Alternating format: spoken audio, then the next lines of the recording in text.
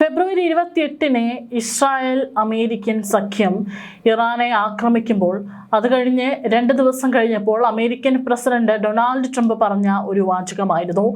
ആദ്യം പറഞ്ഞു 4 ദിവസത്തിനുള്ളിൽ യുദ്ധം അവസാനിപ്പിക്കുമെന്ന്. പിന്നീട് പറഞ്ഞത് 4 ആഴ്ച കൊണ്ട് ഇറാനെ തകർത്ത് തരിപ്പണമാക്കി തങ്ങളുടെ വരുതിയിൽ വരുത്തുമെന്ന്. എന്നാൽ 4-ാം ആഴ്ചയിലേക്ക് കടക്കുമ്പോൾ അമേരിക്ക തന്നെയാണ് യുദ്ധത്തിൽ ഇങ്ങനെ ഒരു ട്വിസ്റ്റ് കൊണ്ടുവന്നിരിക്കുന്നത്. ഏതായാലും ഒരു സമാധാന ചർച്ച ഉണ്ടാകും, അല്ലെങ്കിൽ അത് സംഭവിക്കാനുള്ള സാധ്യത ഇപ്പോൾ കൂടിയിരിക്കുകയാണ്. അത്തരത്തിലുള്ള വാർത്തകളാണ് അന്താരാഷ്ട്ര മാധ്യമങ്ങളെല്ലാം തന്നെ റിപ്പോർട്ട് ചെയ്യപ്പെടുന്നത്. ഏതായാലും ഇപ്പോൾ മുജ്തബ ഖമേനി, ഇറാന്റെ പരമോന്നത നേതാവ്, അദ്ദേഹം ചർച്ചയ്ക്കായിട്ട് സമ്മതം അറിയിച്ചതായിട്ടാണ് റിപ്പോർട്ടുകൾ പുറത്തു വരുന്നത്. ഇസ്രായേലി മീഡിയകളാണ് ഈ റിപ്പോർട്ട് പുറത്തുവിടുന്നത്. യുഎസുമായൊരു സന്ധി സംഭാഷണത്തിന് ഇറാൻ പരമോന്നത നേതാവ് മുജ്തബ ഖമേനി സമ്മതിച്ചതായിട്ടാണ് ഇസ്രായേൽ മീഡിയ റിപ്പോർട്ട് ചെയ്യുന്നത്. യുഎസുമായി ചർച്ചയ്ക്ക് തയ്യാറാണെന്നും ഒരു കരാറിലെത്തിച്ചേരാൻ ഇറാൻ പരമോന്നത നേതാവ് സമ്മതിച്ചെന്നും ഇസ്രായേൽ മാധ്യമങ്ങളെ ഉദ്ധരിച്ചാണ് റിപ്പോർട്ടുകൾ പുറത്തു വരുന്നത്. അതായത് മുജ്തബ ഖമേനി ജീവനോടെ ഉണ്ട് എന്നുള്ള കാര്യം ഇതോടുകൂടി ഉറപ്പായി. കാരണം അദ്ദേഹം ഗുരുതരമായ പരിക്കുകൾ പറ്റി റഷ്യയിലെ മോസ്കോയിൽ ആശുപത്രിയിൽ ചികിത്സയിലാണെന്നും, അല്ലെങ്കിൽ ഇറാനിലെ തന്നെ ബങ്കറുകളിൽ അതീവ സുരക്ഷയോടുകൂടി തന്നെ ജീവിക്കുകയാണ് എന്നൊക്കെ റിപ്പോർട്ടുകൾ പുറത്തു വരുന്നുണ്ട്. എന്നാൽ ആ പരമോന്നത നേതാവ് തന്നെയാണ് ഇപ്പോൾ അമേരിക്കയുമായി ചർച്ചയിൽ വരാൻ വേണ്ടിയിട്ട് സമ്മതിച്ചതായ റിപ്പോർട്ടുകൾ പുറത്തു വരുന്നത്. ഇറാനും യുഎസും തമ്മിൽ കഴിഞ്ഞ കുറച്ച് ദിവസങ്ങളായി ചർച്ച നടക്കുന്നുണ്ടെന്നും നേരത്തെ ട്രംപ് പറഞ്ഞിരുന്നു. ഇതിന് പിന്നാലെയാണ് ഇറാൻ കരാറിലെത്താൻ തയ്യാറായെന്ന റിപ്പോർട്ടുകൾ പുറത്തു വരുന്നത്. അമേരിക്കയും ഇറാനും പ്രധാന വിഷയങ്ങളിൽ ധാരണയിലെത്തിയെന്നും തൻ്റെ മരുമകൻ ജാരദ് കഷ്നറും ഉപദേഷ്ടാവ് സ്റ്റീവ് വിറ്റ്കോഫും ഇറാൻ പ്രതിനിധികളുമായുള്ള ചർച്ചയുടെ ഭാഗമായെന്നും ട്രംപ് മാധ്യമങ്ങളോട് പറഞ്ഞിരുന്നു. അതേസമയം ഇറാനെതിരായ യുദ്ധം അവസാനിപ്പിക്കുന്നതിനുള്ള സാധ്യതയുള്ള തീയതിയായി ഏപ്രിൽ 9 അമേരിക്ക നിശ്ചയിച്ചിട്ടുണ്ടെന്ന് ഇസ്രായേൽ മാധ്യമങ്ങൾ റിപ്പോർട്ട് ചെയ്യുന്നത്. അതായത് ഏപ്രിൽ 9 യുദ്ധം അവസാനിപ്പിക്കും ട്രംപ് എന്നാണ് ഇപ്പോൾ റിപ്പോർട്ടുകൾ.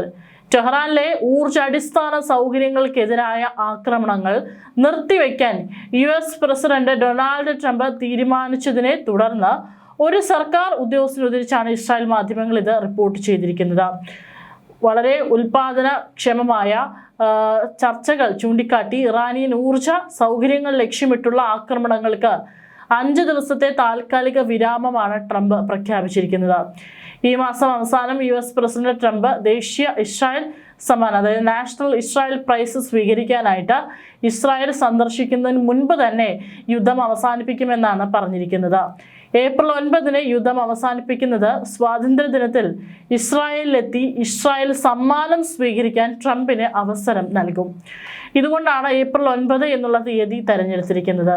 അതായത് അതിനു മുൻപ് യുദ്ധം അവസാനിപ്പിച്ചു കഴിഞ്ഞാൽ ട്രംപിനെ അവിടെ എത്തിയിട്ട് അവിടെ നിന്ന് നാഷണൽ ഇസ്രായേൽ പ്രൈസ് സ്വന്തമാക്കാനായിട്ട് അല്ലെങ്കിൽ വാങ്ങാനായിട്ട് സാധിക്കും. ഇതോടുകൂടി യുദ്ധം അവസാനിപ്പിച്ചത് ഞാനാണ്, സമാധാനപ്രിയൻ, ഈ യുദ്ധത്തിനിടയിൽ ഞാനാണ് എന്ന് ട്രംപിനെ വരുത്തി തീർക്കാനും സാധിക്കും. ഇതുവഴി വലിയൊരു മാധ്യമ ശ്രദ്ധ ട്രംപിന് മേൽ ഉണ്ടാകാനുള്ള സാധ്യതയുമുണ്ട്. കാരണം ഒരുപാട് സമാധാനത്തിലുള്ള നൊബേൽ പ്രൈസിനായിട്ട് നടന്നതാണ് ട്രംപ്.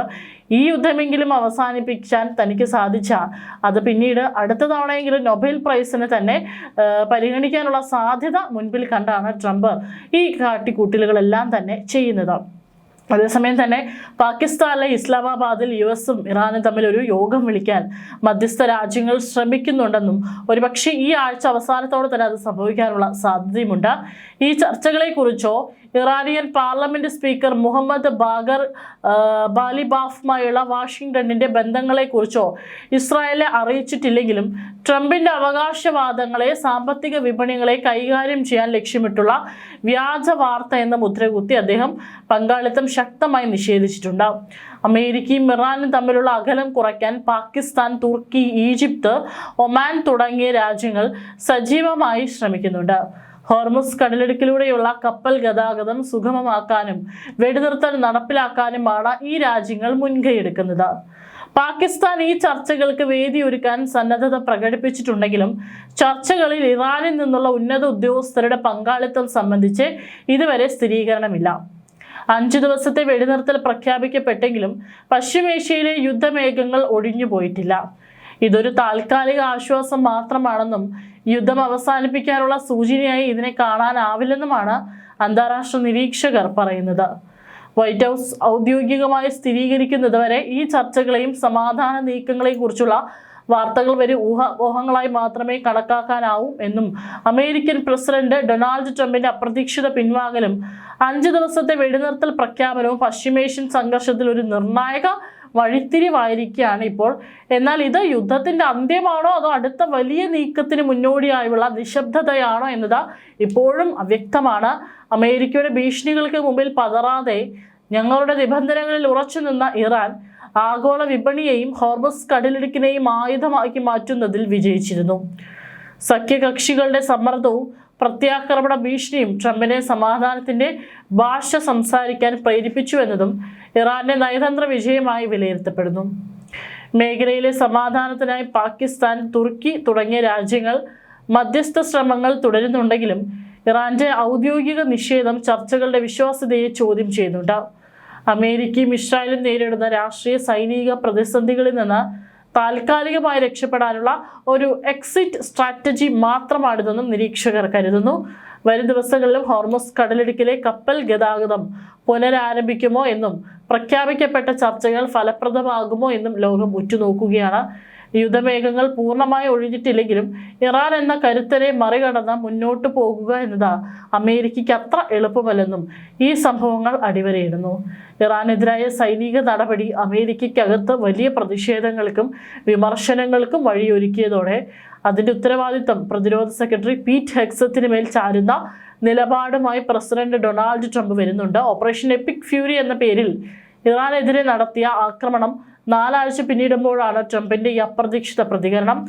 ടെനസിയിൽ നടന്ന പൊതുസമ്മേളനത്തിൽ പീറ്റ് ഹെഗ്സത്തിനെ വേദിയിൽ ഒപ്പമിരുത്തിയായിരുന്നു ട്രംപിന്റെ വിമർശനം. ഇറാനെതിരെ സൈനിക നീക്കം നടത്തണമെന്ന് ആദ്യം വാദിച്ചത് പീറ്റ് ഹെഗ്സത്താണെന്ന് ട്രംപ് വെളിപ്പെടുത്തി. ഇറാനെ അണവായുധം നിർമ്മിക്കാൻ അനുവദിക്കരുത്, നമുക്കിത് ചെയ്യാമെന്ന് നീയാണ് ആദ്യം പറഞ്ഞത് എന്ന് പീറ്റിനെ ചൂണ്ടി ട്രംപ് സമ്മേളനത്തിനിടെ പറഞ്ഞു. പശ്ചിമേഷ്യയിലെ പ്രശ്നങ്ങൾ പരിഹരിക്കാൻ അവിടെ ചെറിയൊരു യാത്ര പോകാമെന്ന് ഞാൻ കരുതിയെന്നും അതിനായി പീറ്റിനെയും ജനറൽ കെയ്നെയും പോലുള്ള പ്രഗത്ഭരെ വിളിച്ചെന്നും ട്രംപ് കൂട്ടിച്ചേർത്തു.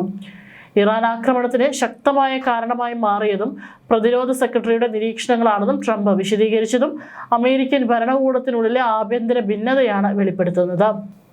സൈനിക നടപടിയുടെ പേരിൽ തനിക്കെതിരെ ഉയരുന്ന രൂക്ഷ വിമർശനങ്ങളിൽ നിന്ന് തലയൂരാനുള്ള ട്രംപിന്റെ നീക്കമാണിതെന്നും രാഷ്ട്രീയ നിരീക്ഷകർ വിലയിരുത്തുന്നു.